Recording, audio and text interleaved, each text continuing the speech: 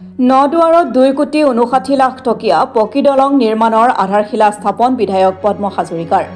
নদুৱাৰ সমষ্টিৰ অন্তৰ্গত সদাইবৰা আৰু কমলাবাৰী সংযোগী পথৰ মাজত ডিকৰাই নদীৰ ওপৰত আজি এখন বৃহৎ পকী দলং নিৰ্মাণৰ কাম শুভাৰম্ভ কৰি আধাৰশিলা স্থাপন কৰে সমষ্টিটোৰ বিধায়ক পদ্ম হাজৰিকাই।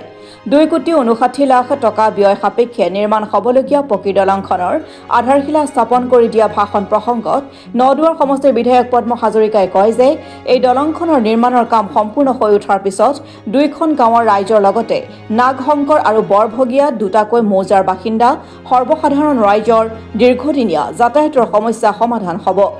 বিভাগীয়ভাৱে 18 মাহৰ সময়সীমা থকা পকী দলংখনৰ নিৰ্মাণ কাৰ্য ক্ষীপ্ৰ গতিত কৰি অতি কম দিনৰ ভিতৰত ৰাইজৰ যাতায়াতৰ বাবে মুকলি কৰা ব্যৱস্থা কৰিবলৈ ঠিকাদাৰ আৰু বিভাগীয় অভিযন্তাক নিৰ্দেশ দিয়ে বিধায়কগৰাকীয়ে।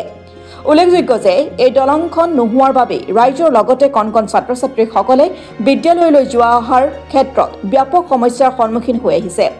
আধাৰশিলা অনুষ্ঠানটিত স্থানীয় ৰাইজৰ লগতে গড়কাপ্তানি বিষয়া আৰু চতিয়াৰ পৌৰপতি দীপশিখা সন্দিকৈ, জিলা পৰিষদৰ প্ৰাক্তন সদস্য হিতেশ্বৰ বৰুৱা, আঞ্চলিক পঞ্চায়তৰ প্ৰাক্তন সভাপতি লক্ষীকান্ত বৰা, যুৱ সমাজকৰ্মী মনোজ গুপ্তাকে ধৰি কেইগৰাকীমান গণ্যমান্য ব্যক্তি উপস্থিত থাকে।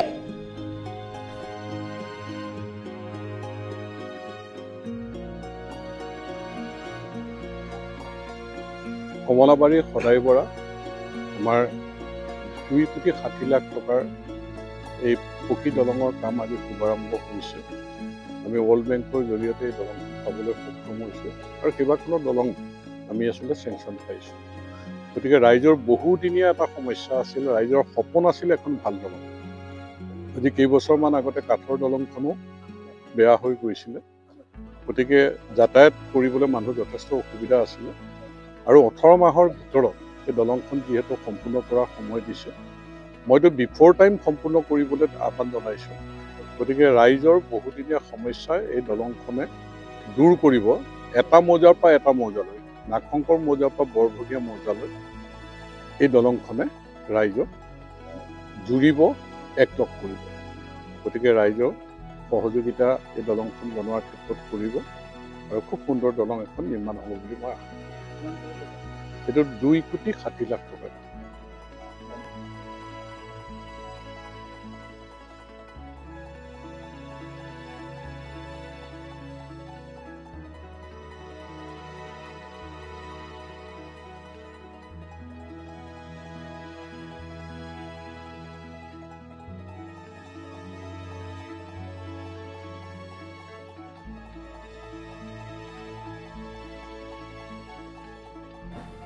Bureau report, Assam today.